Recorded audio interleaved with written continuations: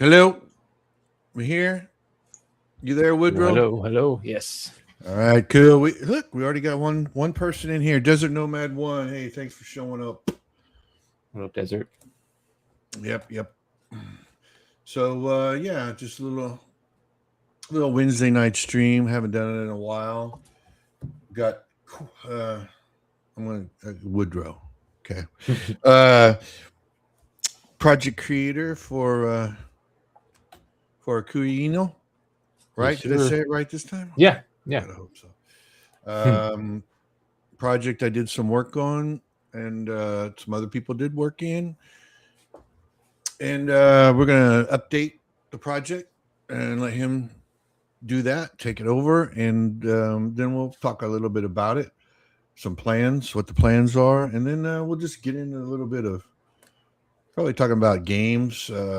We both do a little Star Citizen, which is hmm fun, and then I'm going to address what I believe that Mass Effect is totally based on the old sci-fi TV series Farscape, which is one of my favorites. So, anyways, start this off. What we're talking about here, I've got one right here. It's the book. Look, it's finally physical, man. How you feel In about print. that? How you It's feel pretty about? crazy. It's pretty crazy, man. And then getting feedback, both good and like constructive, has been nice too, because I kind of know what to focus on going forward. Because I wasn't sure how people were going to react to it, but yeah, I've gotten good feedback, and people love the art.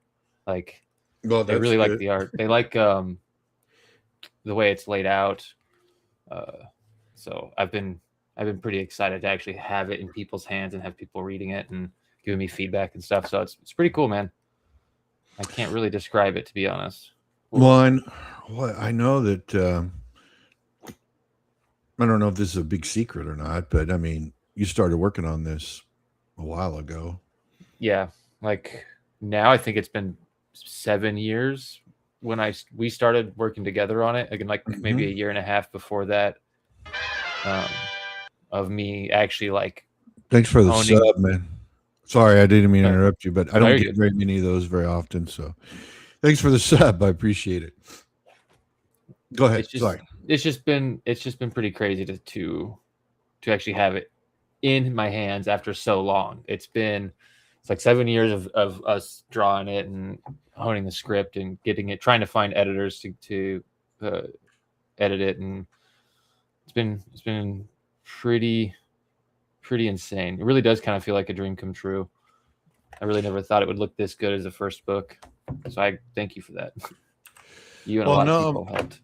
yeah. It wasn't just me, and obviously it's your vision and what you wanted to do, and I'm happy that you finally got it that way. And I've been telling you this since day one. I mean, that I truly believe that you went about it the right way.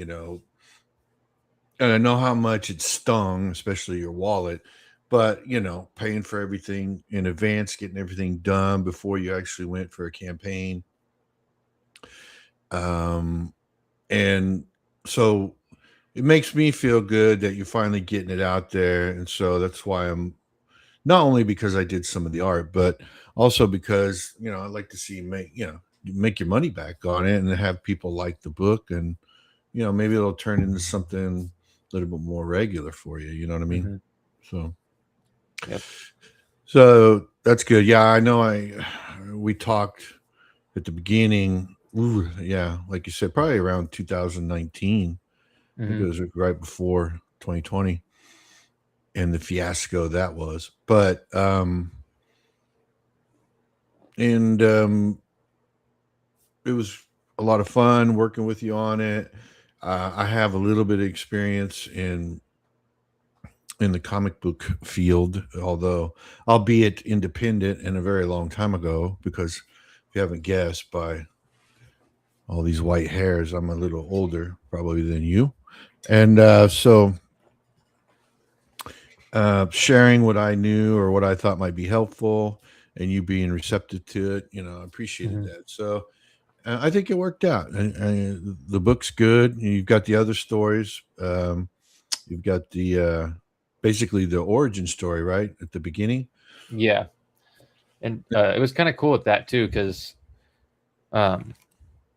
it's usually like, I mean, there's still stuff that hit the cutting room floor, obviously, but it was kind of cool to get to reuse some of that stuff to get it in there in a way that I could like sort of show people the story and what I wanted to do with the character and get it out there for free and in front of people. And that was nice because that gave me some really early feedback, and I was able to figure some stuff based on that. And going forward, it will definitely not take as long as this one because I'm moving down to floppy formats and building up to trades like the normal way you would do it. Now that there's a chunk of story out, I kind of want to do it that way, and it would be a lot more manageable in terms of printing because this thing did take a lot to print. So it'll be nice going to floppy. Yeah, and like I said, that's why I would really like to get this promoted, and I know some other people that have a lot more popular and bigger YouTube channels than I, and hopefully you can get a little promotion off of them as well, But Desert here, he says it looks dope. Thank you, man. Must be crazy feelings. Here, let me highlight. I think I can. Yeah, see, I can highlight that sucker.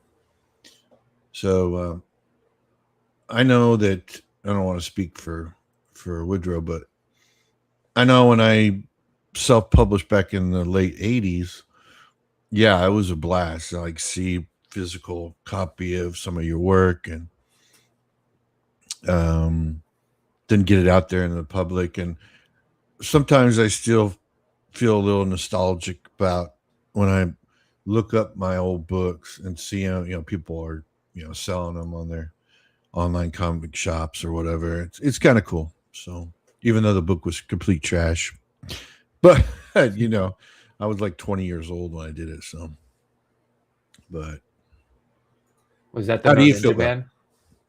Yeah, there's No Ninja Man, and there was another one called Night Masters, and it was kind of like a team futuristic book, and that was my very first one. Like the very first issue was not sized correctly.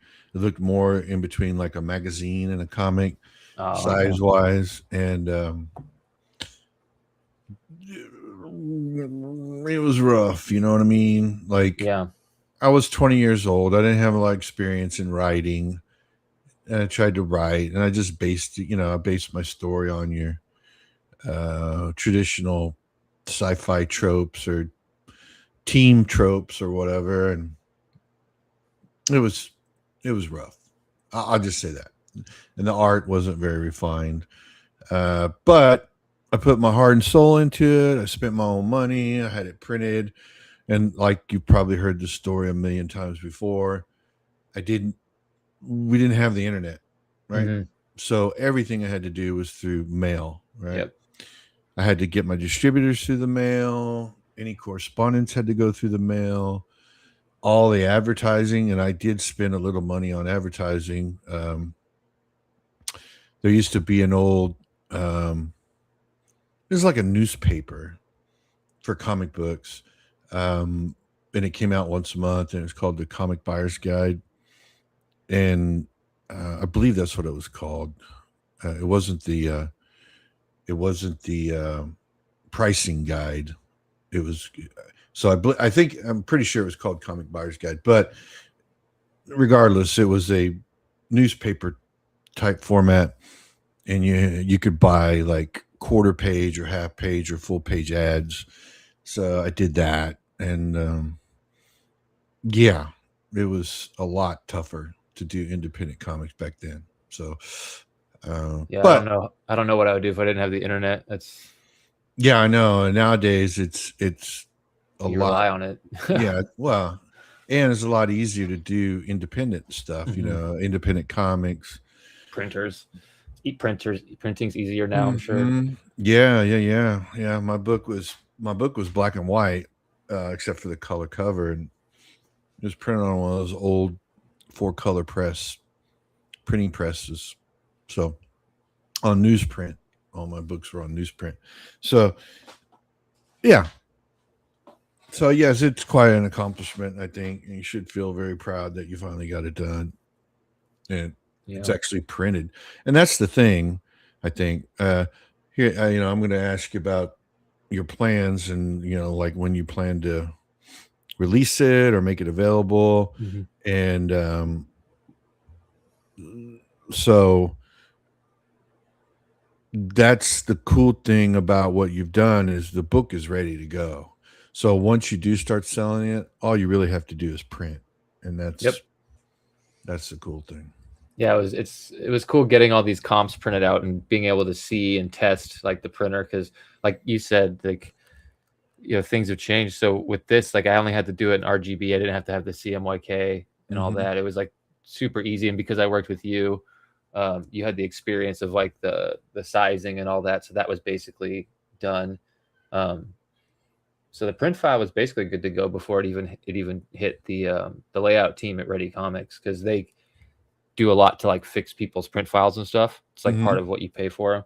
Mhm. And yeah, they didn't even really have to do much to it. There was like one edit that I found when I got this printed, and now that I see this printed, there's like a couple things that I had Oliver tweak just a little bit, but yeah, I can't believe how good this turned out.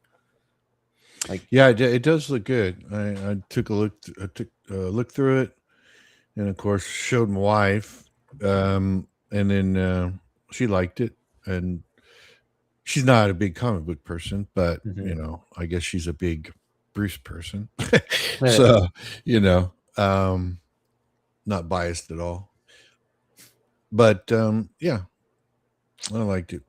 I liked it, and I'm happy that see it's out. So what? So what's the plan?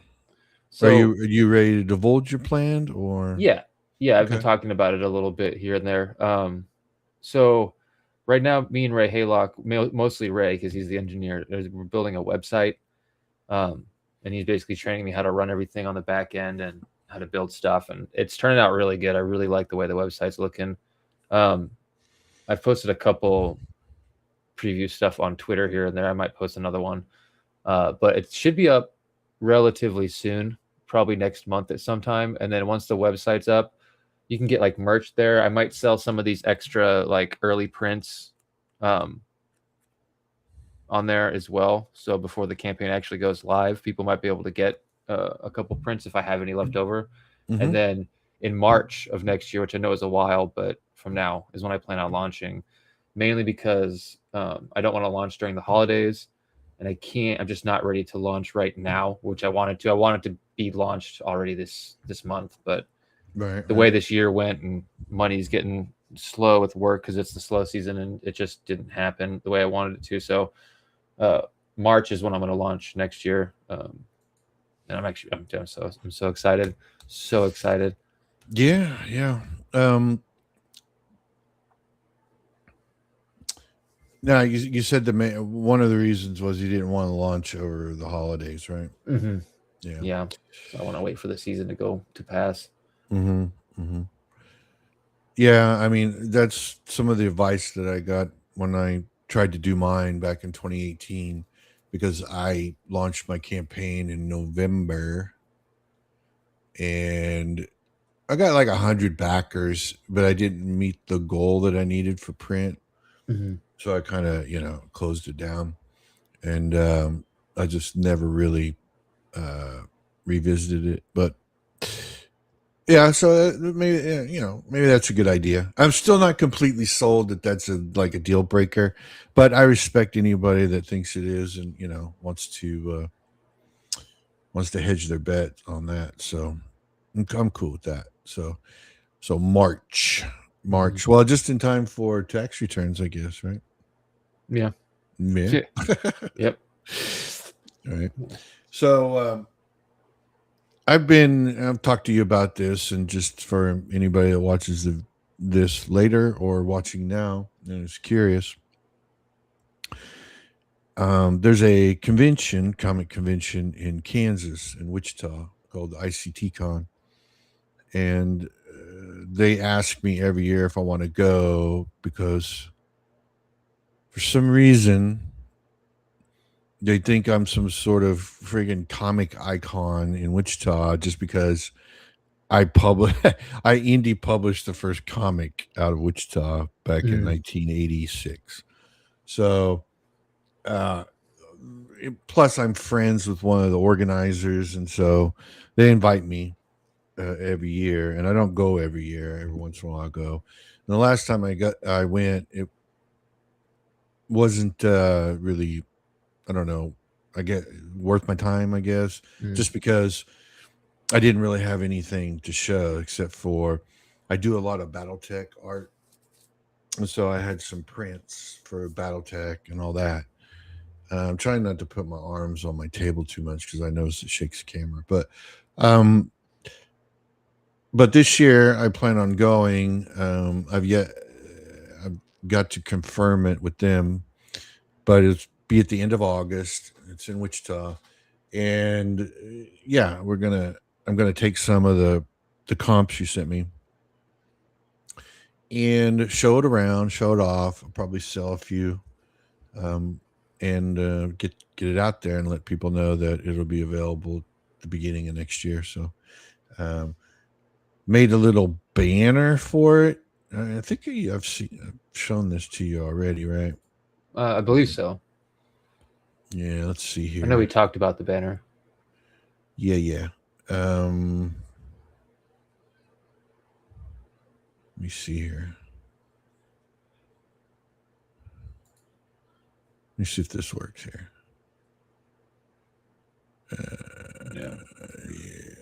Yeah. Oh, nice. Yeah, so that'll be the banner. I believe it's 5. I think it's 8 feet by 3 feet. I think it's 8 feet tall, I believe. The last thing I looked at. So I'll throw that up there behind the table. And of course it has your little barcode for I believe it's your link tree, right? Yeah, that's got the free story and then the sign up page, and then it will have the website when it goes live. Will be on that same link. So, So yeah, that's the plan for me as far as a little promotion for the project. And I think, you actually sent me what 5 or 3 sketch covers. 5. Yeah, you got 5 of them. You should have 5 anyway. 5. Yeah. So, I'll make those available for people, and do a little bus sketch or something if they want. See, Ryan Magus is in the chat. What up, Ryan? There you go. There you go, Ryan. And so yeah, I think once you get it out there, now you said that you've had some people already kind of take a look at it. Just as I think I saw a review on YouTube for somebody. Is that somebody you knew or just somebody else? So I had made a post on Twitter or X or whatever, just basically putting out a call being like, hey, if you review comics, I'll give you a digital copy or even a physical copy if they wanted, just a review to get it out there. And he hit me up saying that he would like to do it. He's interested in looking at indie books. He's like, there's already a bunch of people looking at like Batman and Spider-Man and everything. So he's trying to find different stuff. So it's someone that I don't know. It's someone who wasn't around like the CG scene and all that stuff. So they're not really I wasn't connected to him in any way. So that's kind of what I was looking for. I wanted someone who had no reason to like want to be my friend or anything like that, or just completely, what is it called? Like when you're doing an experiment, you need a impartial. Yeah, impartial. But I was trying to think of I can't think of the term. Like a control, right? Like a control in the study. Someone who's not opinionated either way. Yeah, I get you. Cool. Nice. Well, yeah, I watched it and it seemed pretty fair. I don't know. How did you feel? Did you watch it? Yeah. I thought it was definitely pretty fair. He had some good criticism about not letting certain things breathe, which I think I need to focus on in the next one. Like things like the action. He's would like the action scenes to be a little longer, which was a design choice because of the way the story is. I wanted to make the action scenes quick and feel visceral and real, sort of like when you read about samurai duels or shootouts, they're over real fast. Violence, happens quick and stuff like that. But then I watched Jai Michael White, or I think that's how you say his name.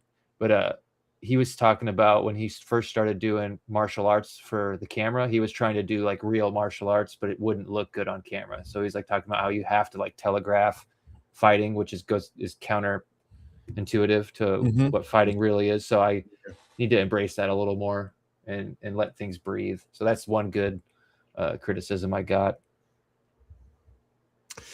Yeah, I mean, when we were working on it together and I was doing the art for it,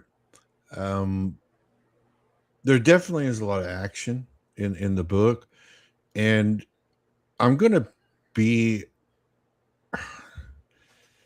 not that I'm not honest, but I'm like, it feels, the pacing feels good to me just because of the story you're telling, and I get it when he says that I would like for the story to breathe a little bit, but if you go back and read your story, I'm not saying this in a derogatory way. I'm just saying your story doesn't have a lot of areas to breathe. And maybe that's what he's saying. But I don't necessarily think that's a bad thing because it talks about, I mean, you're telling a specific story, right? And you're trying to get it in before, I think our story was like 60 pages. Yeah. And the only thing that I thought, okay, this will work, but I think we could have probably dragged it out another page or two, and that was the very end. Because it goes from this, I don't want to give it away, but it goes from this one spot, almost like a revelation, and then to this, right? And it was just like a one-page thing. I know none of this is going to make any sense to anybody listening to me right now. I know it makes sense to you though, but yeah. So like I said, I thought it was pretty fair review, and it was awful nice of them to do it. Have you had anybody else want to do a review, or you just had people read through it? Bats, he goes by Bat Sauce. He's a writer and he hangs out with like Vaughn and all the guys, goes to the cons and stuff with them. He gave it a review, him and his buddy on his channel. They liked it. They I think they had similar criticism. And there was a criticism about the art style because in the Stinger story, right, the epilogue, I got a different team to come in and work on it. It was the Von Klaus team, and he was saying that the tone of the story felt like an eldritch, like horror thing, and the art felt almost too cartoony or too like childish for the tone. So another criticism is like the changing art style in the back felt abrupt, which I can see how for some readers that would be a thing. Yeah, but yeah, yeah, sure. I don't want to. I'm never going to criticize somebody's criticism of something. I mean, obviously, opinions vary and all that.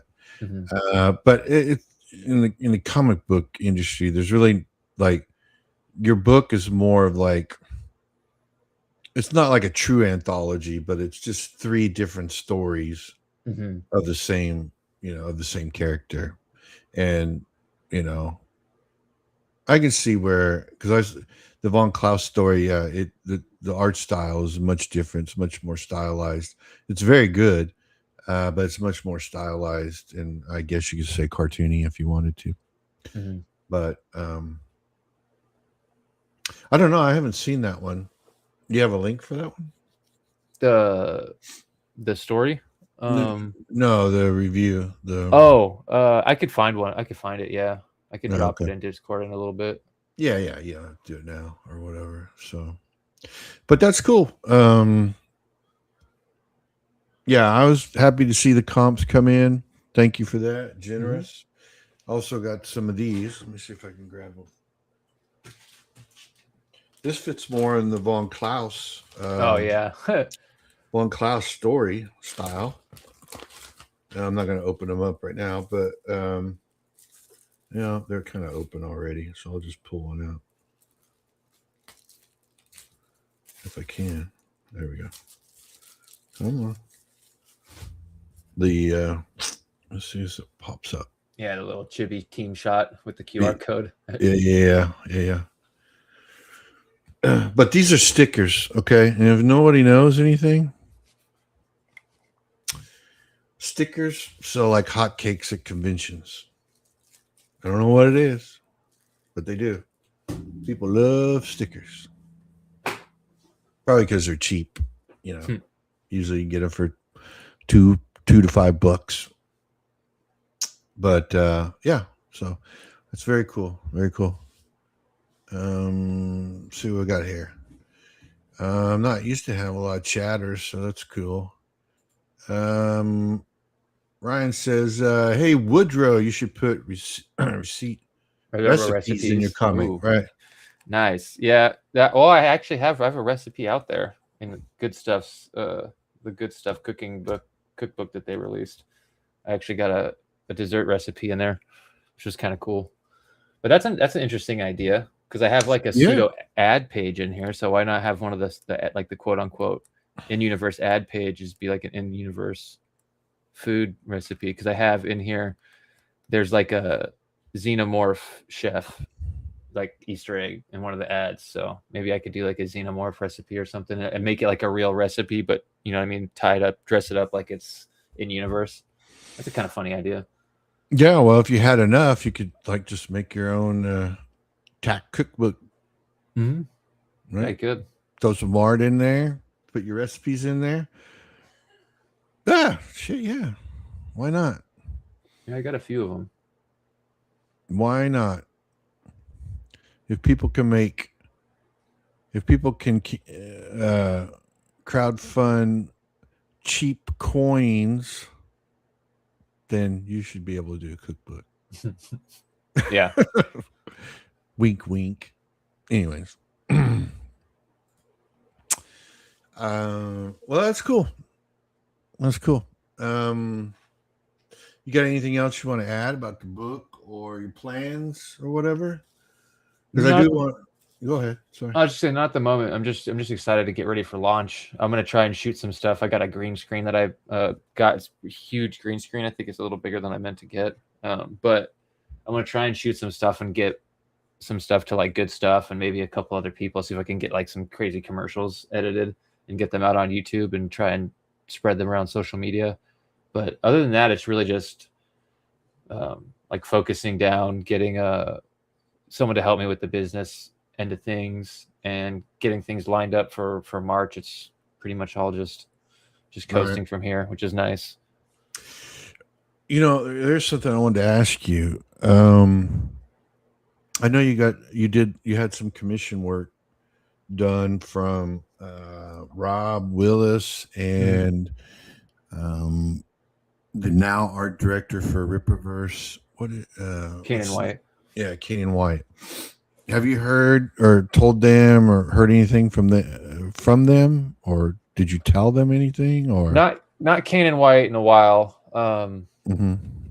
I think he got disillusioned to the CG thing pretty quick, and I don't know if it's just me or he won't really talk to anyone who was around at that time. But I haven't reached out in a while. It's been a couple years, but I'm still gonna try and get in touch with him and Rob when I get their covers printed with the print run, or if I just have to print 10 myself. I want to get them comps of their cover for doing that. Right. Rob I talk to every now and then. He's excited for the book. He likes his cover and stuff, and I'm gonna get some comps to him when I get it printed. So yeah. Is he still in that whole scene or anything? Or yeah, I really don't know what his thoughts on that all are. I try not to bother him because of everyone's got their cloud over their shoulder, right? essentially. Right. So Yeah, I know. I haven't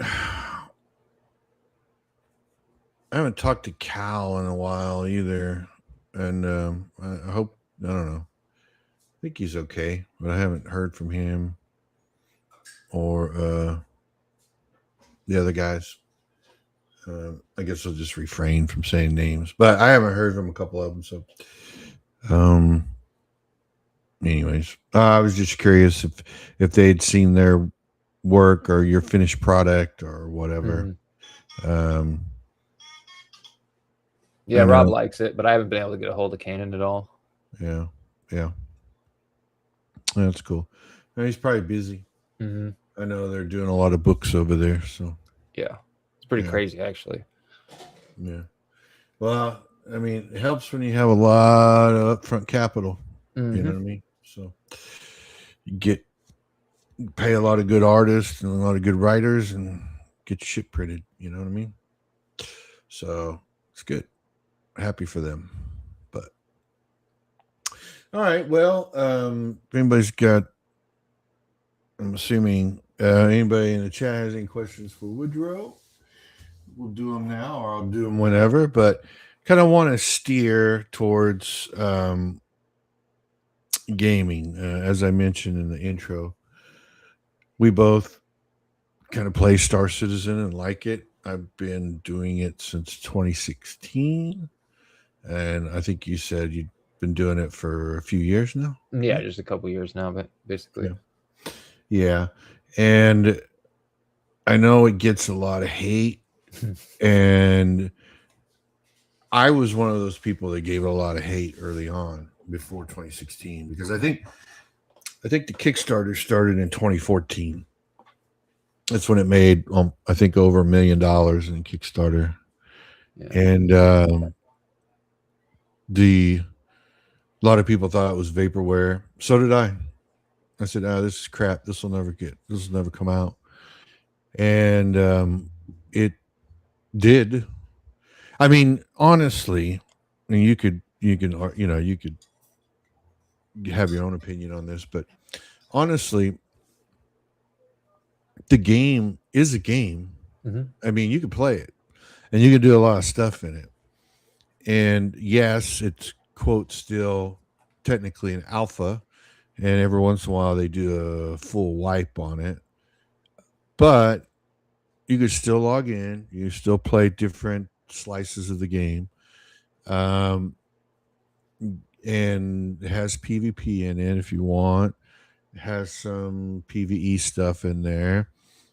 I mean, I run bunkers by myself most of the time.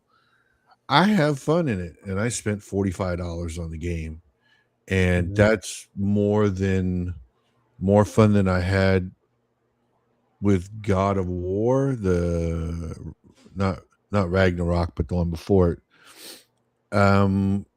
Or no, better yet, a better one is Assassin's Creed Valhalla. Okay, Mm-hmm. I bought that game for $60, played it 45 minutes, and hated it. I haven't played it since. So I don't know. I don't understand the hate it gets. I guess because what people were expecting and what they wanted, and it's not exactly what they want. You know how gamers are, man. Yeah. Yeah. And so now it's trash, right? It's trash. It's gonna fail. Everybody's gonna fail. The sky's gonna fall. And the world's gonna blow up. So, but Yeah. what do you think? What do you think? You've been playing it for a few years. I mean, I think you like it. I mean, what do you think? Yeah, overall I do like it. It's very ambitious. It gives you a lot of stuff to do. It's kind of like a space life sim. I know they've gamified it a bit more than what people quote unquote say they wanted. If you like, you're reading the chats and stuff, people always argue about like, oh no, there's too much space sim in my space simulator, or like, it's not enough action. And see people go back and forth on like the PvP versus the PvE or whatever. But I like how you can kind of do whatever. They recently made that change where ships are bricked and you can't like break them down. But I used to like how there was like a game loop of, you'd go to a base, you'd die and get frustrated or log out or whatever, like stop playing for the day, and you just leave your ship outside a base, and then you could come in with like those scraper ships and Right. just Salvage. scrape it. Yep. Yeah, salvage it for. I thought that was kind of cool, So Well, I think the reason why they implemented that brick thing, that's one of the reasons why, because people were exploiting it. yeah, they're getting the gun, like free guns and stuff like Hmm. that. Yeah, And now, now you can't, like, I played with a couple guys, with a few people that would, like, if they had shit hot weapons on their ship, they would spawn the ship, pull the guns off of it, and then uh, reclaim the ship, and it would have the weapons back on it. So they, yeah. they basically duped their weapons or whatever. Yep. Yeah, and it breaks the And economy. yeah, so I can see why they did it, and I don't really have a problem with it. When I first logged in and I saw brick, I was like, okay, I don't quite understand this. But when it was explained to me and I finally understood what was going on, Mhm. it's really not that big of a deal. No, It's it's really not. not. I And just wish so, they'd make it so you could still like scrape them with the ships. And mhm, then just right, you just couldn't get like the components off them, like the guns and everything. That those would be right, bricked, but you could still like scrape them for the material components, you know. right, right. But still, I get why they did it. I wouldn't want my game economy being broken either. That's what happened to Arc Raiders. Arc Raiders just it wasn't fun to play because everything got boring and there were so many dupers and yeah. Well, that's what usually kills games like that. I mean, it's like exploits, or I mean, Mhm. even going back to like the first Diablo, right? Uh, what killed the economy in that is because players could sell their shit or whatever, Yeah. and to other players or trade them. Gold became like totally unnecessary, because you could have a million gold or whatever, Yep. and so yeah, the economy was totally broken. Games are difficult to do, especially if you're doing an MMO or an sandbox game or whatever, where you rely on economy, because it's very difficult to design one. Did the Mhm. stream die out? No. Okay. Like, I'm monitoring it over here on the other one, and it looked like it was loading. Mm. But it's probably just me and my shitty computer. But I think, you ever play Eve online? No, so I wanted to, but I actually never got into that one. It's like an MMO, right? Yeah, Yeah. it's a space sim where you're actually a spaceship, and I think they're introducing first person to it now. Mm. But Eve did it right with the economy. Like, everything in the game has a purpose. Everything. Like, if you salvage, I'm just gonna push something out of my ass. If you Mhm. salvage milk, right, from a wreck, um, the milk is used to create food for the workers that you have on your base on a planet. So you can use that in the manufacturing process. Like, everything has a purpose. Nothing is just junk loot like you see in a Mhm. lot of games, right? Yep. Oh, I get junk loot so I can sell it and make some money. No, that's not the way it works in Eve. You don't do that. Everything has a purpose. And you sell everything on the market. There's no vendor you go sell to. You sell to other players, basically. Oh shit. Okay, interesting. Yeah, it's like an auction house. Like, if you Yeah. ever play WoW, right? Mhm. Auction house. Well, it's the same thing, but it's the market. And so the market sets the price, right? And then other players buy it. And if more players buy what you're offering, or the kind of thing you're offering, the price goes up. If the demand is lower, the price goes down, right? It's like a normal economy type of thing. And it Mhm. works really well. They did a really good job at it. And that's the only game I've ever seen that actually does that. Yeah. Usually games try, but it's just a side thing. It's not like the actual main economy. Yeah, yeah. And another cool thing about Eve, I don't play. I haven't played in a while, in years. But Desert, if you do try, cool thing about Eve is they also have these. And I don't know exactly what they're called, so don't hold me to it. But in game, you can use in game money to buy these things, right? And then you can sell these things to a player that gives them 30 days of gameplay, right? Or you can buy those things off of Eve's store for real money. And then when you go into the game, you can sell those things in game to other players for 30-day pass, basically, to play. Okay. Like instead of a subscription. So if you played a lot of Eve, you basically would never have to pay for subscription because you could earn the money in game to buy these things, and then you could either uh, redeem them for gameplay, like a month's gameplay, or you can sell them in game for more in-game money. Actually, That's pretty cool. I believe you can actually sell those specific things, out of game as well for monthly time, right? Mm. So that's kind of cool. I always thought that was kind of cool. So, Yeah, that is pretty cool. but so yeah, Star Citizen, I like it. I think it gets a bad rap. I know that longtime backers are getting kind of, I don't know, fatigued at waiting for the official 1.0 release, right? Yeah. And it's like, you're waiting for a number, bro, because this game is always going to be in development. They're going to release 1.0, and then a month later, they'll have a patch or they'll have an update. So I don't know why you're so stuck on this 1.0 crap. It's just, You know what I mean? it's a target in their head that they think is going to make it final. But Mm-hmm. the only thing I think that will come is there'll be no more wipes, and they still might Yeah. have to wipe for some Yeah. sort of, you never know, something could break. But it's just Yeah. it's just with the way they're doing server meshing, from what I understand from it, Mhm. it's very, very, very ambitious, and it's probably the main reason why it's taken them so long to do stuff. Besides the bloat, like, right, they keep adding, like, there's the engineering updates. There's all these things, new systems.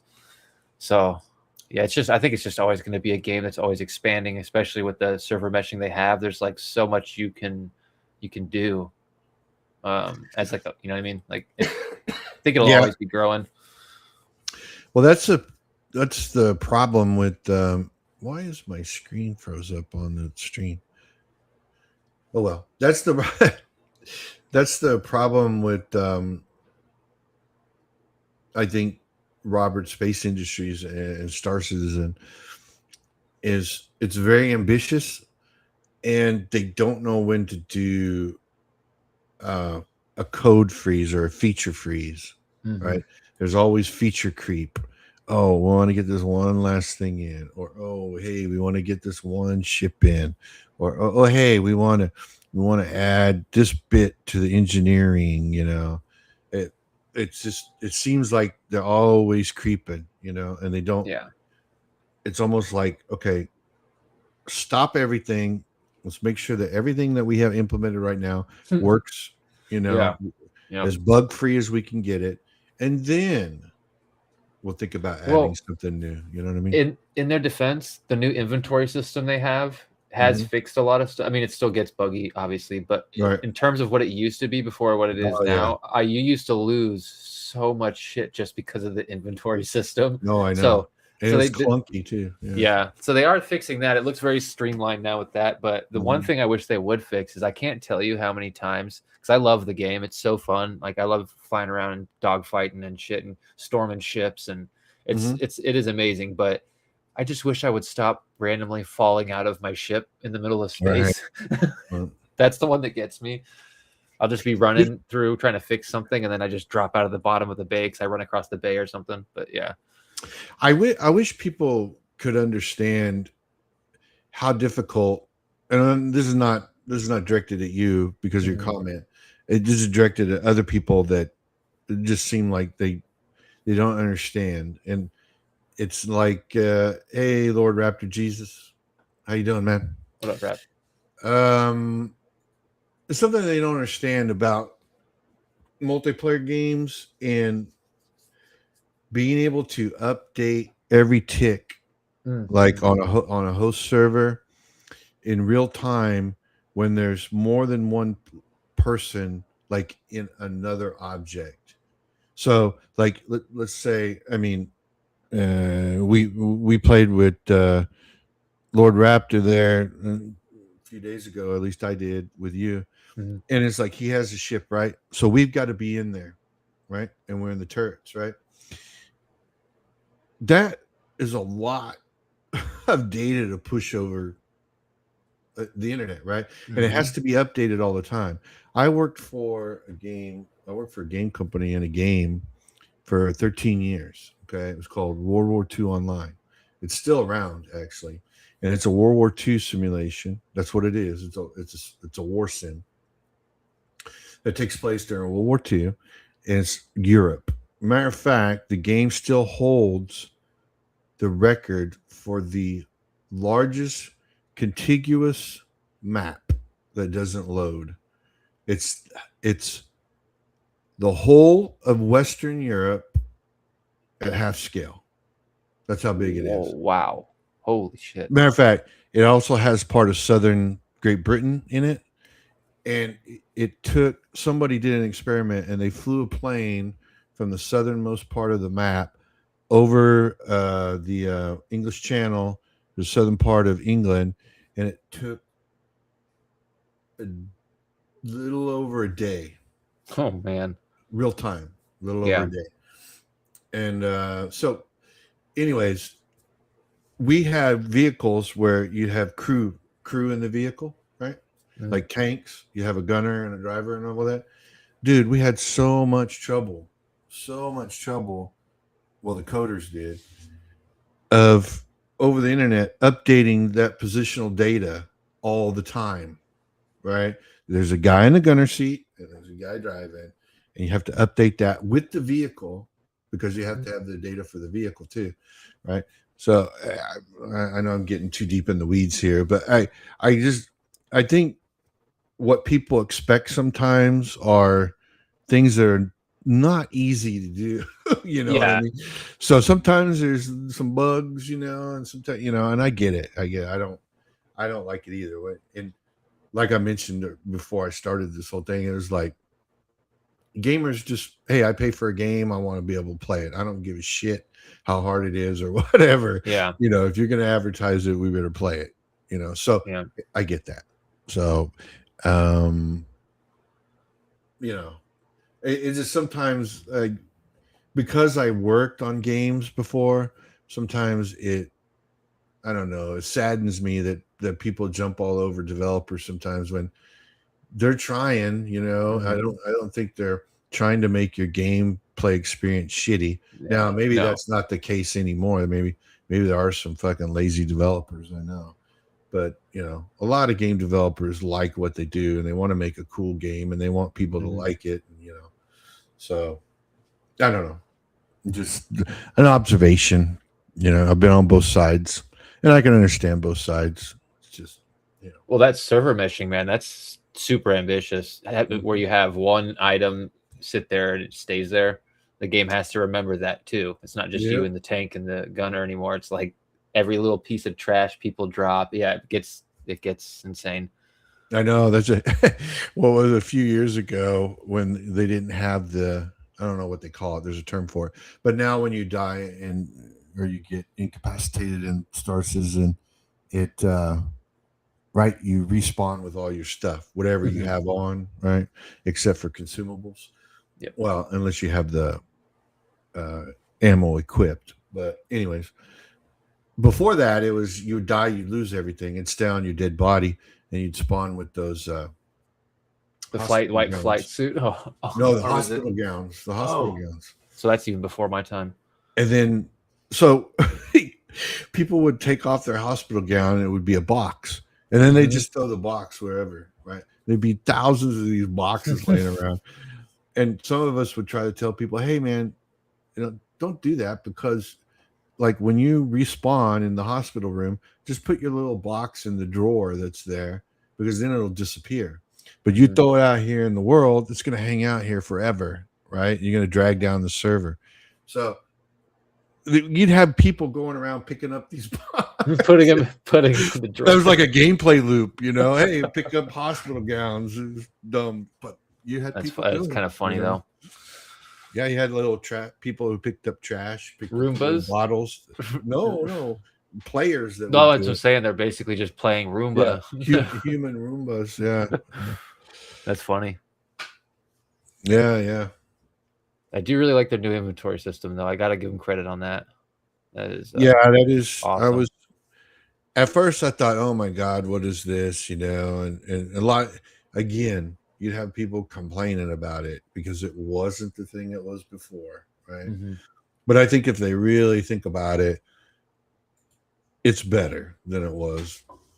I mean, you could even still go back to the legacy one if you want, because all you have to do is click the little button in the upper right hand corner, and it'll take you back to the two box, the two window things. But yeah, I don't know. I like it better. I like it that when you die, you don't lose your armor and your weapon, because that used to prevent me from taking all my favorite stuff out. Because I didn't want to lose it, because I could crash flying because I'm not a very good flyer. Or back then, you had a lot of these 30K disconnects. They're called 30K.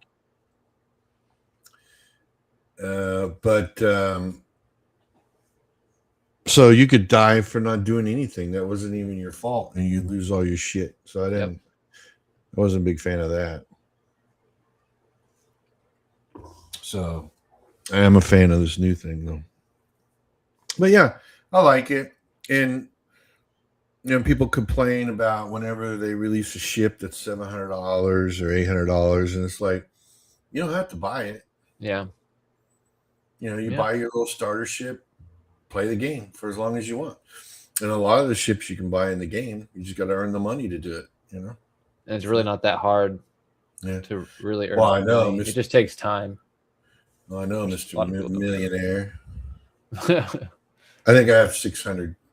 No, I think I have 700K now, because that little mission that we went on bumped me up a little bit. So got the big 6-figure paycheck. That was all good. But yeah, so I like it. I like it. It's a fun game. And then speaking of games, like what I put on the thumbnail, I'll mention it because I put it on the thumbnail. I'm pretty sure nobody wants to hear my stupid opinion on this, but I'm a big Mass Effect fan. Big. Okay, it's one of my top 5 games. And because I love narrative games, I love story games. And Mass Effect came out in 2000, I think it was 2008 or 2006. I had a lot of fun playing Shepard. And recently, I binged watched Farscape. Now, you're familiar with Farscape, right? Mm-hmm. The Jim Henson sci-fi series that lasted, I think, 4 years? A few seasons, yeah. I think 4 seasons, and I think it was canceled before the 5th, and then they released a 2-part movie called the Peacemaker Wars. And I liked it a lot, so I binge watched it. I usually watch video or listen to videos while I'm doing my commission stuff. And I got to thinking, man, Mass Effect definitely inspired by Farscape. There are a lot of parallels to the story. You have the hero, right, the main protagonist, and what's his name? John Kreider. What's his name? Yeah, something like that. You know what? I'm gonna have to look it up so I don't look so stupid. I think it's Kreider. Could be wrong.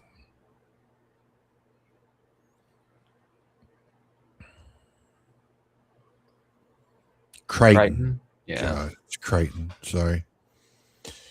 So, John Crichton, main guy, in Farscape, he's playing the fish out of water, right? And he's the kind of like the de facto head of the little group of prisoners that escaped on a living ship, Moya. and then you have the aliens involved, much like Mass Effect. You build your little crew, and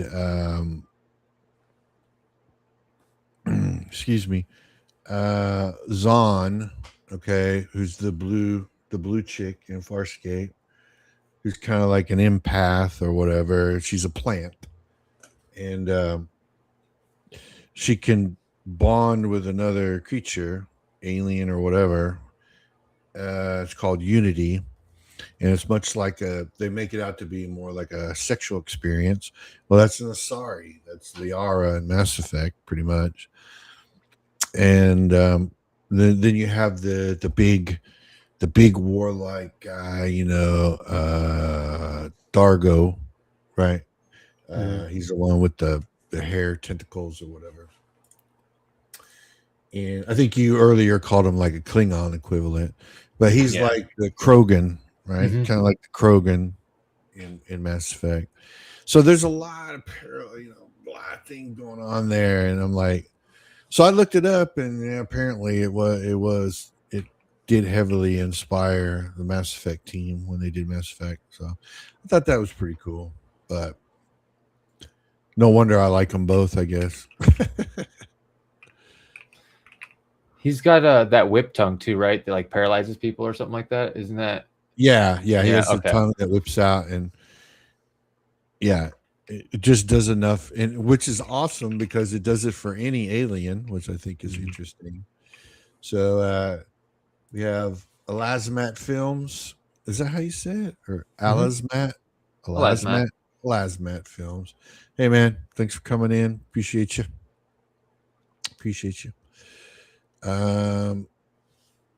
But yeah, so all kinds of cool things that you could draw a connection to from those two things, which made me even happier because, like I said, I like both. I like them both, and that's probably why. So that's my little Mass Effect rant. I was gonna make a little video, do all the little fancy screenshots and videos of it, and I thought, I'll just talk about it while we're streaming. That's probably good enough. Nobody wants to see me go through all that shit for 18 minutes. But you never know. People might be interested in it. Who knows? I have a video in my mind that I'd like to do. And are you a Mass Effect fan, or you just know what it is? I mean, if you're not a fan, that's cool. I don't care. So I really liked the first game, but because they changed aspects of the gameplay, I sort of kind of fell out of love with the game with the second one.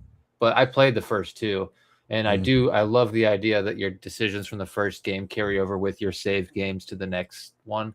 I thought that was really interesting. But yeah, I just kind of stopped. I know a lot of people didn't, but I liked landing on the planet, driving the buggy around, and going, even though it was kind of like the same thing on every planet or whatever. But I get why they took it out. But well, you didn't like the change of the weapons and the ammo, how it worked.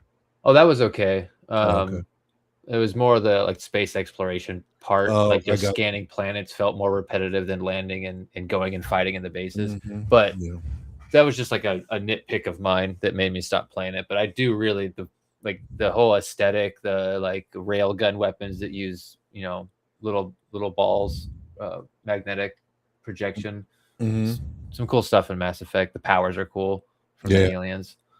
Well, the reason I ask is because, about a year ago, they released a trailer for the new Mass Effect. And people were speculating about it, because it has Liara in it again, which Liara, if you don't know, is BioWare's little darling sweetheart of the Mass Effect world.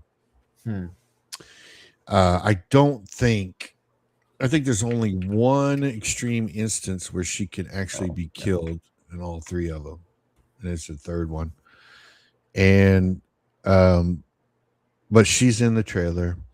Of course, Saris can live to be 1,000 years old, so of course, because this is not going to have Shepard in it.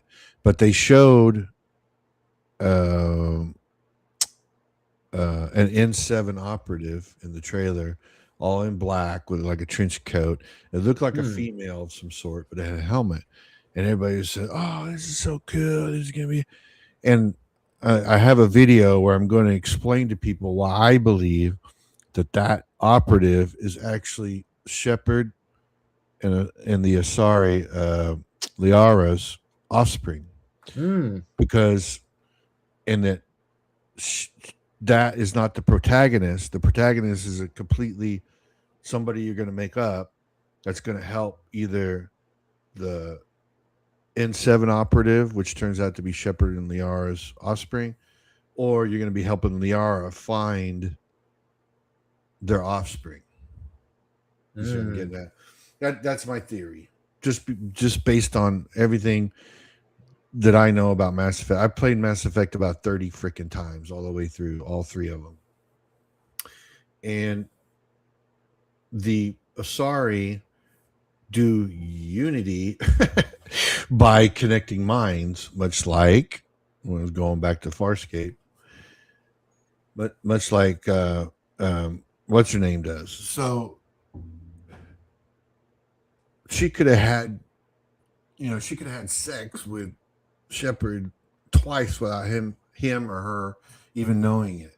So, and we all know that, or we all know, the idea is that sorry children look like they're sorry. They look like their mother, right? So, yeah. You are correct. You're correct, Desert. Andromeda was a huge disappointment for me. Huge. I mean, I played it. I bought it. I played it through twice actually, and oh my god, there was so much that was wrong with that thing. The whole idea that they're traveling 600 years out to Andromeda for one, and then they just so happen to run into the big bad, right? The big bad being some sort of strange growth or gas or whatever, dumb.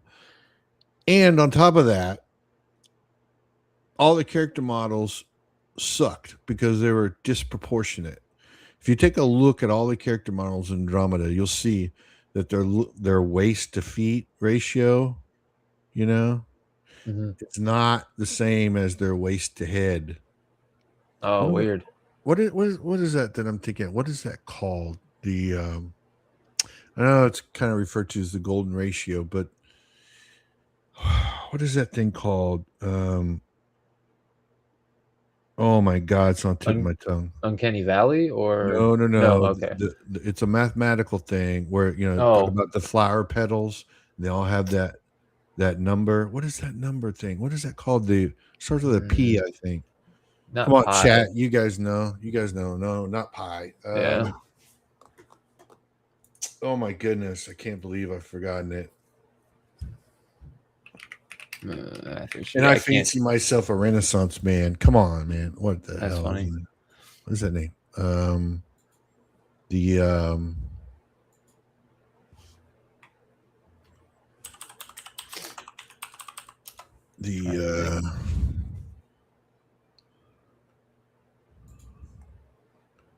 I think I know what you're talking about, though. Oh my God, dead airspace because I'm trying to think of this. Words are hard. What is that word? I know, right? Words are hard, especially for me.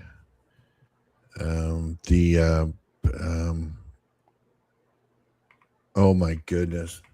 There we go. Fibonacci. Oh, Fibonacci sequence. Yeah. Fibonacci sequence, right? And I don't know. And now I've completely lost my train of thought. I'm trying to think of Fibonacci sequence. What was I talking about? The proportions of the character models. Oh, yeah. Andromeda. Right. So there's a ratio, right? Of when you're talking about human beings, it's the 1.6, whatever crap. Their legs are, make a long story short, their legs are shorter than they should be. There you go. Hobbit legs. Nice. So I always hated that. I even went so far as to post something on Twitter about it with a comparison. It showed a screenshot of their stupid characters. Pissed me off. So yeah, I heard a lot of people hated that game for a lot of different reasons. I never even touched it. Some people liked it. I didn't. I didn't. But some people did. I don't know why. Probably just because it was another Mass Effect game. But the faces when it first, oh my god, that's another thing about that game. Oh, I You remember see that. Restarted Desert. Something else about that game is the characters' facial animations were horrible. They're broken. They would do some fucking. I did see those screenshots all over the internet of people's faces, or like the little clips and gifs. Yeah. Yeah, they were totally broken.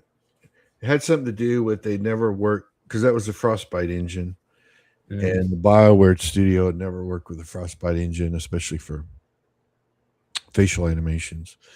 So that was their excuse, which might be a legitimate excuse, but still, just like we talked about earlier, gamers don't care about your goddamn excuses. Okay, we just want a game that looks good. Yeah. I don't know who that is.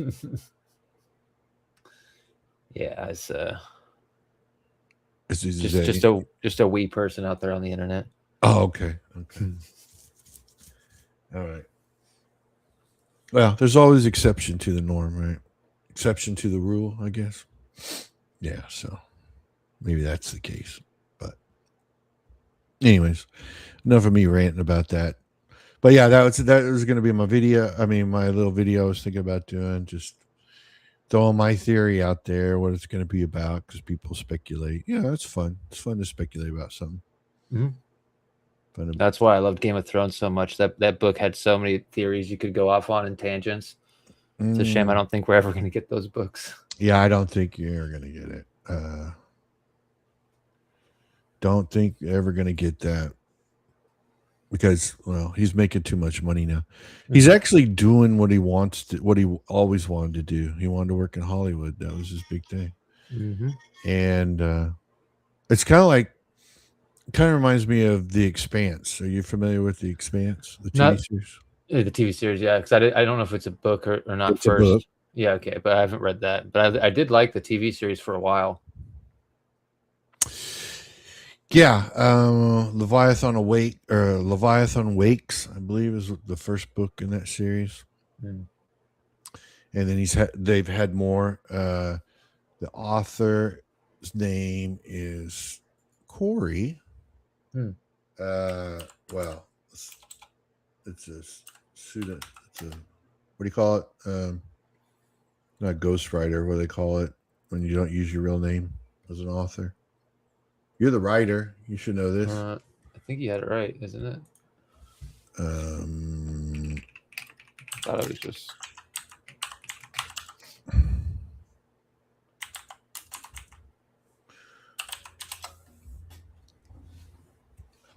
James S.A. Corey is the author, but it's really two people. That's just the name they used. It's Ty Franks and Daniel Abrahams. Daniel Abraham and Ty Frank. That's the authors. That book started off as a rule book for an RPG. Interesting. Pen name. Yeah. Thank you, Smokey. Smokey the Concat 4460. Thank you very much. Appreciate that. Words are hard. Definitely words are hard.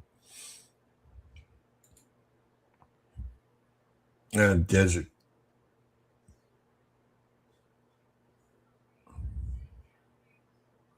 Desert came in with a pen name too, so he's a little bit behind. That's cool. Anyways, yeah, it's a pen name. Those series of novels started off as a rule book for an RPG. Two guys got together, wrote the rules, didn't do very well, so they wrote manuscript, made novels out of it, sold the rights, made a TV series, made lots of money, and now they're rich. See, you never know. Woodrow might be rich next year. Maybe you'll sell the movie rights. Well, the key to that is writing stuff that's easy to put on screen. Apparently, according to Chuck Dixon, they are looking for scripts, but they're looking for stuff that's easy to shoot. In the basement. Like Back Rooms, Obsession, that kind of stuff is going to be what's getting made because of everything that's going on. So yeah, you could. I don't know. Oh yeah, when Maybe one of those stories I wrote for you. maybe. Yeah. Well, that's fantasy though, right? One of the ones you wrote for me is fantasy, right? The Sellswords one, Kingsman. Yeah. Depends on what you put on there and how you portray it, but yeah, sure. There's a low budget way to do it.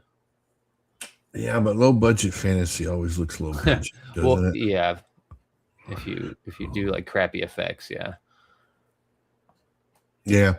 Well, I mean, I'm for sure. I mean, I understand why they're going after low cost movies because what that movie coming out tomorrow, The Odyssey, they spent what 100 or 200. What was the budget on that thing? 200 million wouldn't surprise me, but I don't know.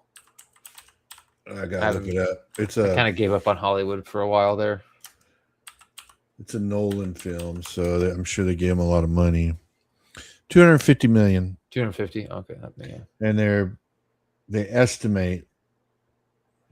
I've heard that usually, if you want to figure the total cost of a movie, you figure the budget, the production budget, and then you double that to make for the marketing. Yeah. Right?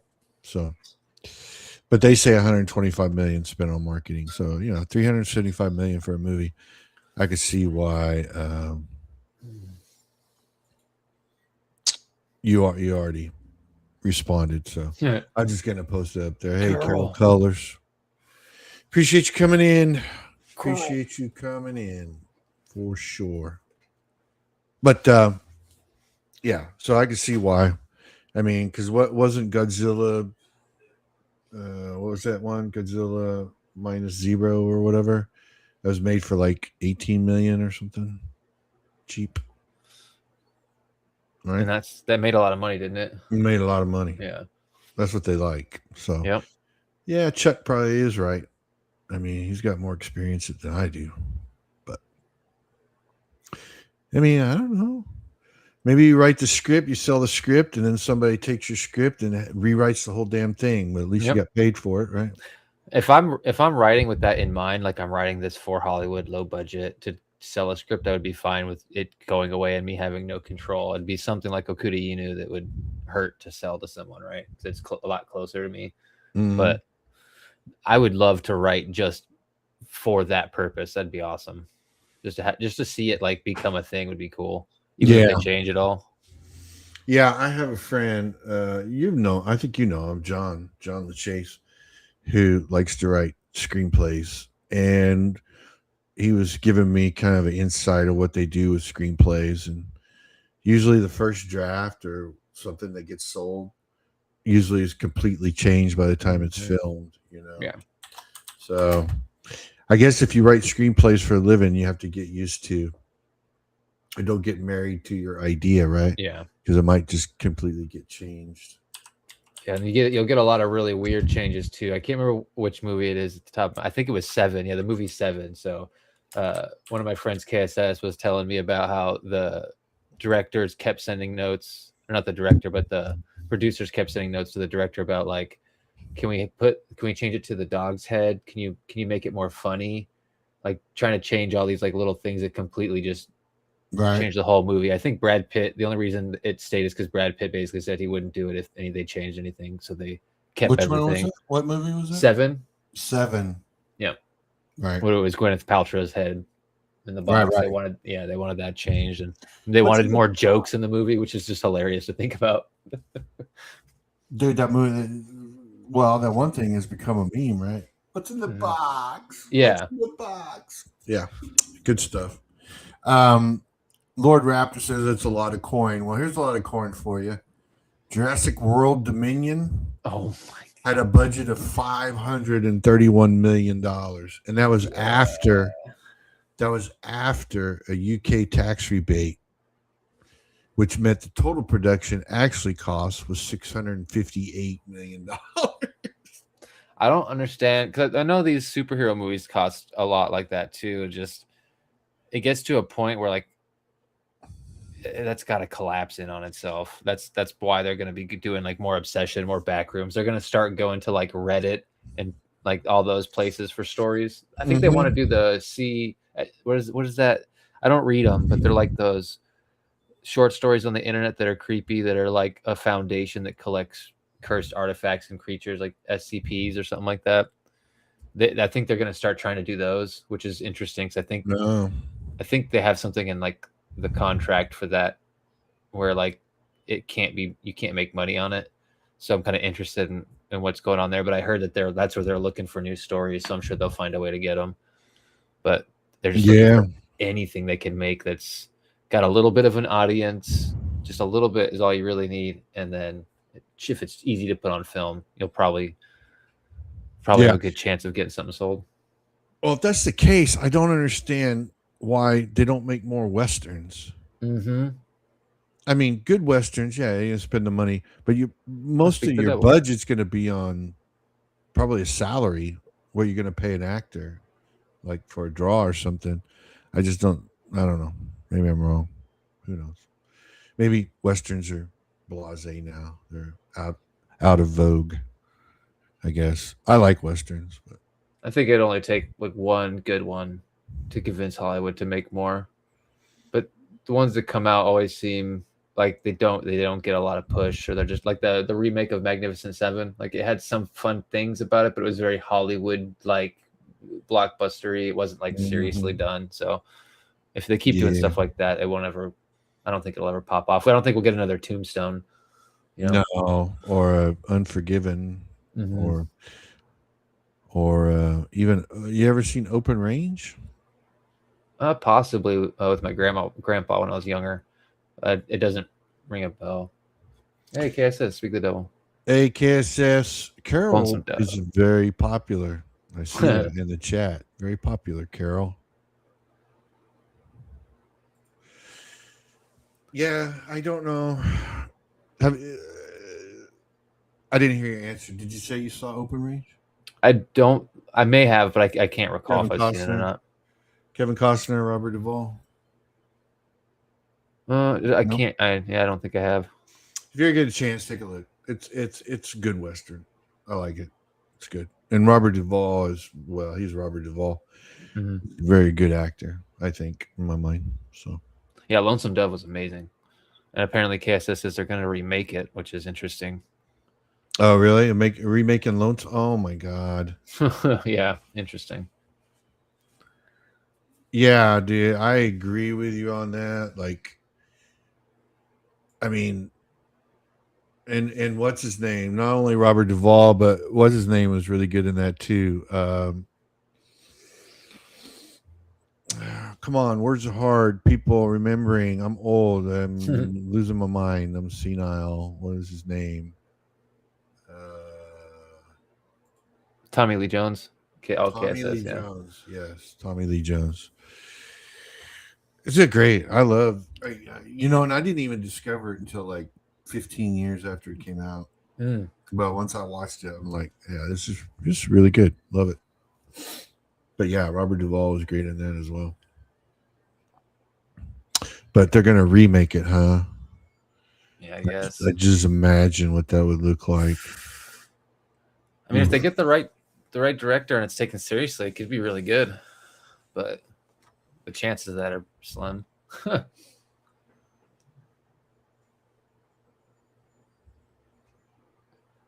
Yeah.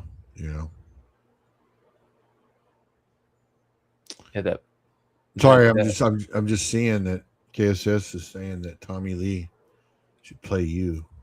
Well, I think his name is Woodrow in the show. Oh, it is Woodrow. Yeah. That's because I remember watching it and be like, oh shit. I thought maybe he was like suggesting a movie about your life or whatever. Oh, hell no, that'd be boring as fuck. But yeah, you're right. It is Woodrow. I can't believe it. Like I said, I'm getting old, losing my memory. I can't remember everything. Yeah, Lonesome Dove was really good. I think you're the one that had me watch it because of the thing we wrote. And I remember watching it, and the only thing where I was kind of like, that's kind of weird, is remember in the beginning at the end when the kid he goes in the river and falls into like a gigantic swarm of water moccasins or whatever. Yes, There's like a yes. million of them instead of it just being one. I thought that was kind of funny. That but- was the whole, that was the whole thing. Like the horses cross with no problem, with no Yeah. water moccasins, but when fucking kid falls into the water and all of a sudden he's like attacked like by piranha. So I mean, Yeah, it's you're pretty right funny. about that. It was only thing I can think of is the writers were like, we're gonna have a tragedy here. Well, if he just falls in the water, he could probably just swim. What are we gonna? Oh, he's gonna get attacked by water moccasins. It's like, okay, whatever, dude. But yeah, you're right. That's probably the only thing. Oh, You're stab playing Pokemon, huh? yeah. Yeah, it was barely a stabbing, but I was the kid poked me with That's a rough pocket game knife. of Pokemon, man. It wasn't Pokemon cards either. It was like we were pretending. It was very young. We were pretending to be Pokemon, like we were fighting. It was pretty intense. Pokemon, we take it pretty seriously in the early 90s. Gotcha. I was gonna say, man, those Pokemon players are rough. Pikachu, I choose you. The Pikachu Pokemon? I don't know, dude. I don't know Pokemon with the shit, bro. Yeah, that was my generation's big thing. Big claim to fame was basically Pokemon. But Pikachu is the main one. That's if you're gonna get one, that's the one to get.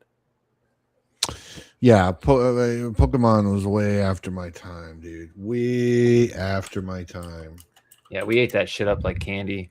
I mean, I was obsessed with it for a long time. I loved those Game Boy games. It was like it does that thing in your goblin brain where you're like, oh, I'm collecting a bunch of shit, but then you also kind of like get to raise it or whatever. So it's like a pretend fake pet.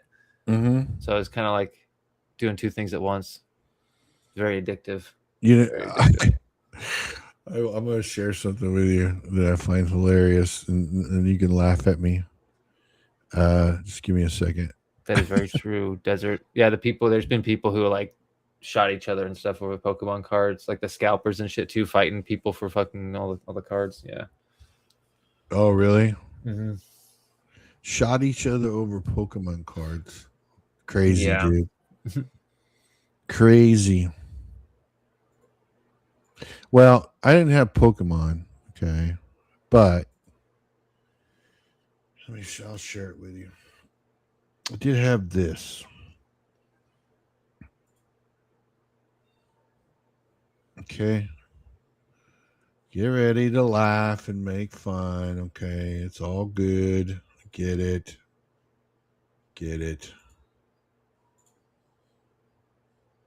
Now I'm curious. I really want to see what you got.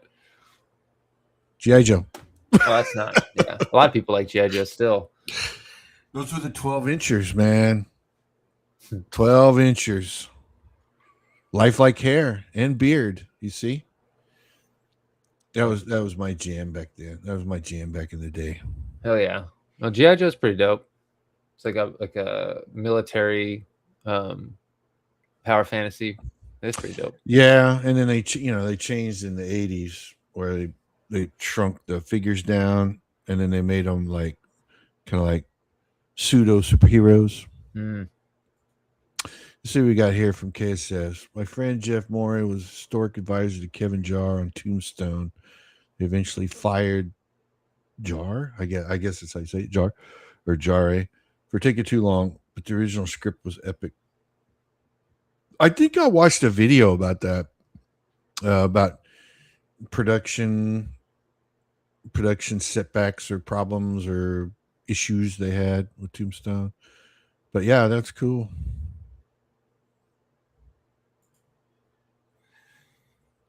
See, another G.I. Joe fan. Well, I don't know which G.I. Joe.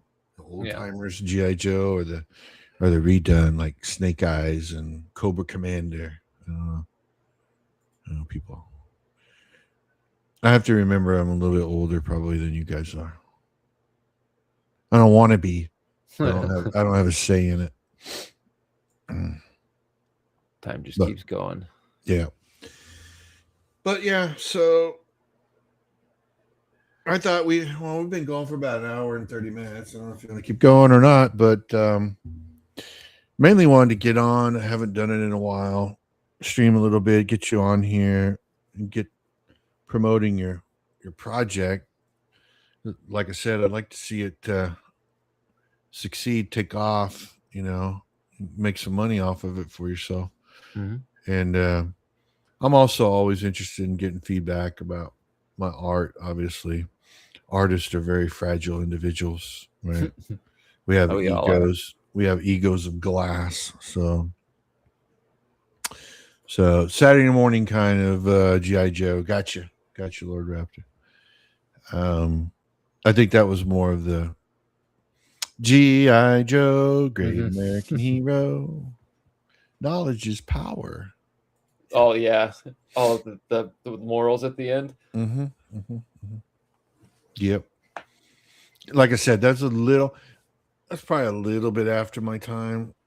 When I was a kid, cartoons were still like the Looney Tunes, Mm, Bugs Bunny, Daffy Duck, that's the good stuff.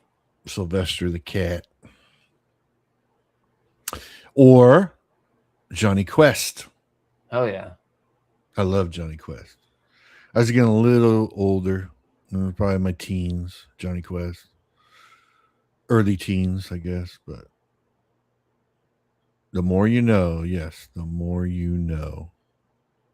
But yeah, I wanted to do a stream, and we should probably do more of these. I mean, we don't have to do it every week, but if we ever come up with something new, talk about with the project, or just to put it out there, Mhm. I mean, we could always jump on stream and just talk about shit. I don't mind doing that either. Yeah, we could also stream Star Citizen. We could do that too. I thought you were doing that.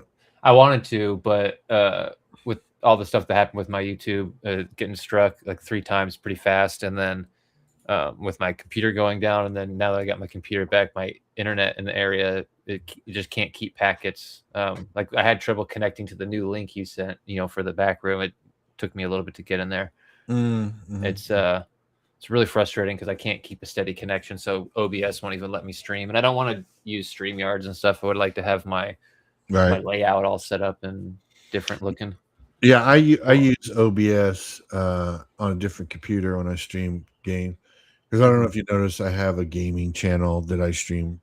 It's the Ranzrock one, and I've been streaming Starfield, a modded Starfield, and so I do like I stream from another computer, like it, whatever. But yeah, I use OBS as well.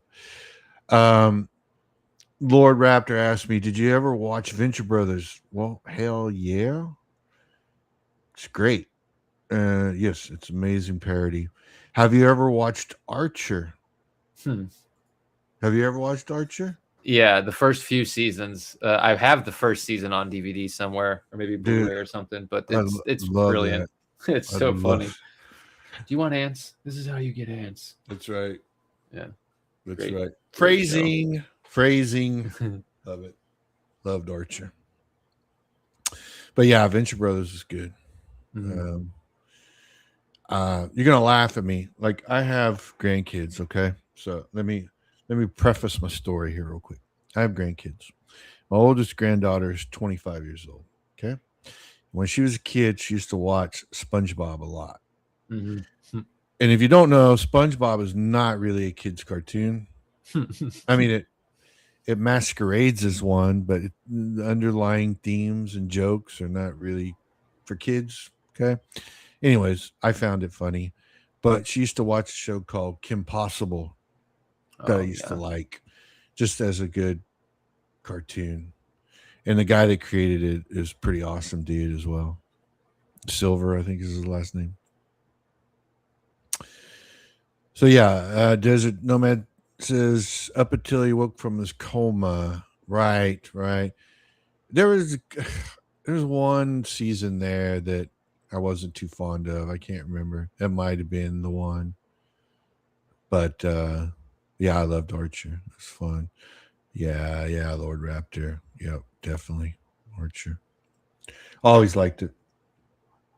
But yeah, so some of those crazy like SpongeBob, yeah, kind of funny. Some of them were kind of funny. Yeah, I like SpongeBob and like Rugrats and some of that stuff. Oreo Monsters. There's some funny, more adult stuff in a lot of those cartoons. Mm-hmm. Then there was always the I don't remember if it's Cartoon Network or MTV, but the Ren and Stimpy show. Oh yeah, Ren Ren and and Stimpy Stimpy. was crazy It was adult. crazy wild. Like Yeah, that wasn't even for kids at all. somebody smoking weed or something. I don't know. And those super gross close-ups were pretty funny. Right. It was like Right. super With like, detailed. Yeah. yeah. You know, the kind of, I don't know if that was the 90s version of you guys. I don't know if anybody here is going to remember this, but show during the early mid 70s called HR Puffin Stuff. Puffin. Yeah. I have seen it. I haven't really seen a lot of it, but I know what that is. A lot of people think that those writers were dropping acid while they were fucking writing the show. Yeah, it wouldn't surprise maybe me. it was the 70s, so maybe. But I used to watch that, and the it had Witchy Poo in it, and the little boy that had the flute. Freddie the Flute, I think his name was. And then they had like a spin-off show called the New Zoo Review that had like these humans in animal costumes or whatever. There's Henrietta Hippo and Freddie the Frog, and there was an owl, and oh my god, fucking crazy shit. Yeah, it's probably why my mind's twisted. Yeah, Rocko's Modern Life was good too. Yeah, for sure, that one was dope. Desert. I don't think I ever watched Rocko's Modern Life. It was pretty good. Probably after my time. Yeah, it is. Yeah, it was pretty good. It was kind of creepy, like it was kind of like Ren and Stimpy, but not as like adult. It was like if you dialed Ren and Stimpy down a lot, but it's still pretty funny. Mm-hmm. Good reference there. But yeah, no shit. I could talk all night about fucking nostalgia. I guess. I miss the late 70s and early 80s. Music, TV, art, comics. You probably not in any comics from the 60s and 70s, I imagine, are you? I think actually the comics I grew up with are even before that, maybe. Because Really? I think that, yeah, the Dell and Golden Key Turok's on a Stone comics are how I got into comics. Right. So I think that was earlier, but I don't know for sure. I just liked dinosaurs a lot. I remember reading them, and they would call dinosaurs different names. Like they called the Tyrannosaurus like like the Flesh Ripper or something like that. I remember being like, I'm gonna make my own fucking books. And I would have my grandma trace the dinosaurs, and then I would go trace Spider-Man, and I'd make Spider-Man fight the dinosaurs because that's obviously way more accurate, right? Right. But you know, is that and like, but nothing. I don't think anything from that era specifically. Yeah, well, I mean, those some of those were good. I mean, like had I don't know if it was Gold Key stuff. I don't know if it was Gold Key. I can't remember now off the top of my head. But stuff like Richie Rich or the Archie stuff. But I'm talking more like the independent shit, like Fabulous Furry Freak Brothers or Fat Freddy's Cat or well, there was Crumb's book, American Splendor. I think they actually made a movie about that too. There's a movie called American Splendor. It was about Crumb. Was that Crumb, American Splendor, or was that no Picar? That wasn't Crumb. Crumb did other stuff, but the old heavy metal shit, the old Savage Sword shit. The original heavy metal stuff was really good. It had Richard Corbin was one of the regular contributors to it. They used to get people like Boris and Frazetta to do covers. They had that Japanese sci-fi artist Soroina. I can't think of his name right now. They used to do like robot chicks, like stuff that people don't have the balls to do anymore.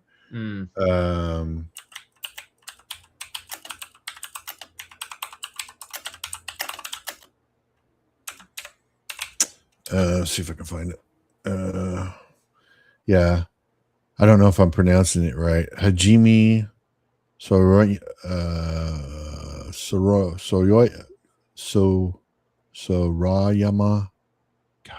Harvey Picard. Yeah. Harvey Picard or Picard or something. I can't pronounce it. But yes, you're right, Cases. He's the one that did American Splendor, and I think they made a movie out of it.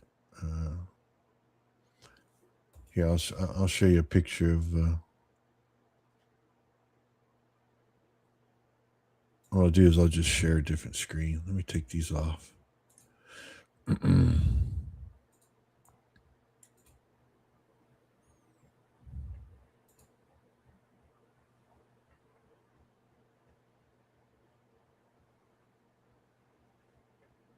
internet might be. No, I think I'm good. Am I dead? Am I still there? No, you're still good. Right. My computer was stuttering though. Whoa. Close. Did it come on? There we go. Oh, nice.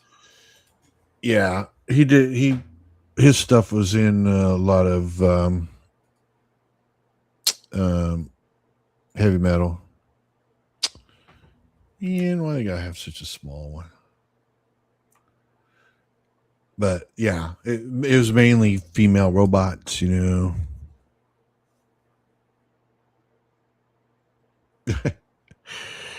Nice. There you go. American Squatter. There you go, last minute. You're gonna be famous,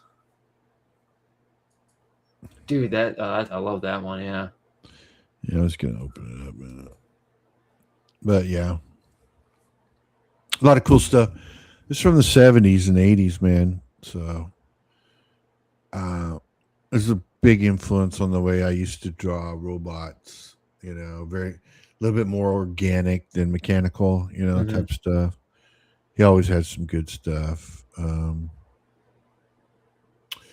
there's, of course, Frazetta. If you don't know Frazetta, you got to be off my stream. He's my hero.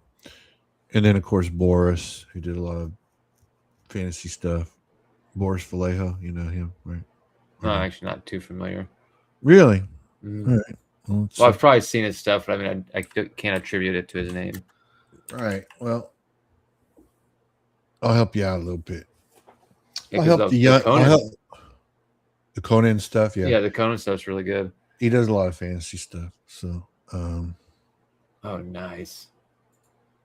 But his style was, as opposed to Frazetta. Frazetta would use like models, like he usually model. He used his wife as a model when he did stuff and things like that. Boris used photographs. So he'd take a photograph of a model or whatever, and then he'd paint from that.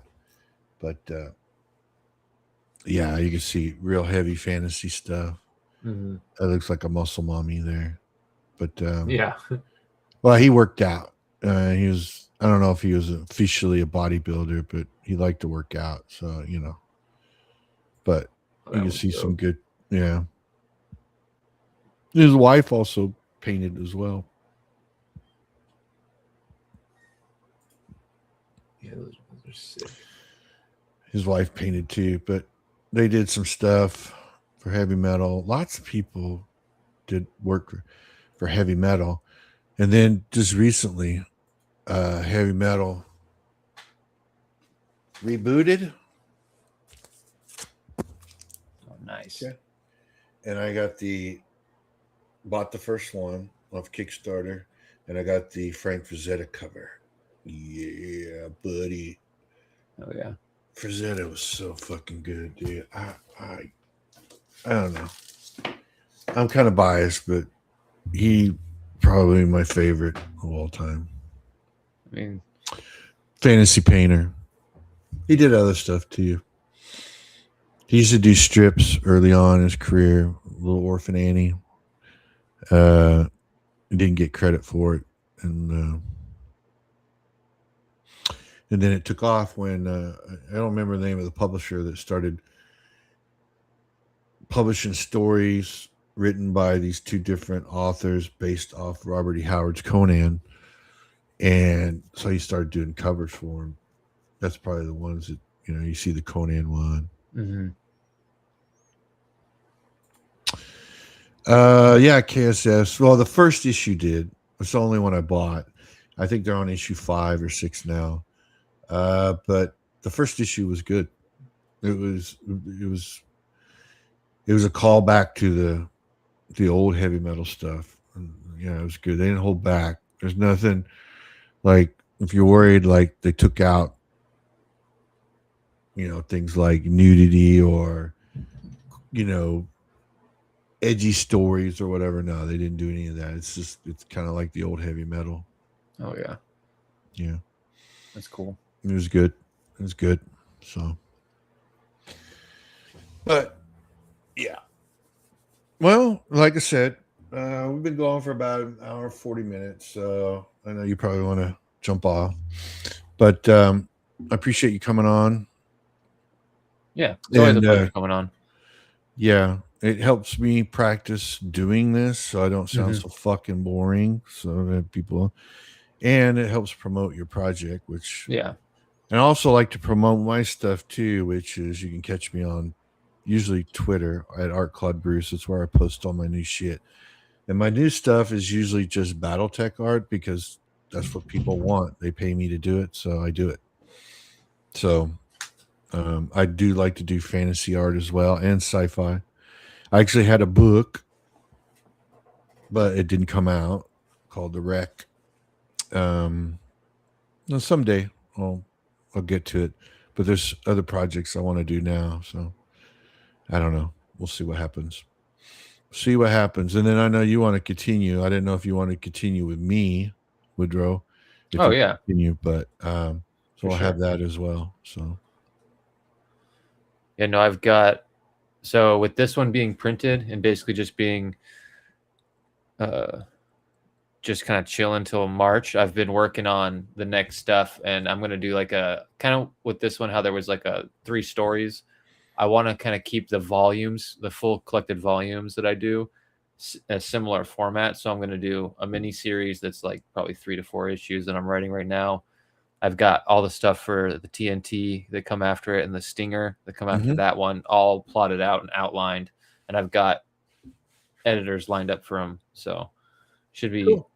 should be able to get through them fast now that I have all of the parts in motion and I've done it once and I kind of know how I want to do things. And I want to get us all together at some point when we start the story too, so we can all kind of like talk to each other and bounce things off instead of like last time when I kind of did everything myself.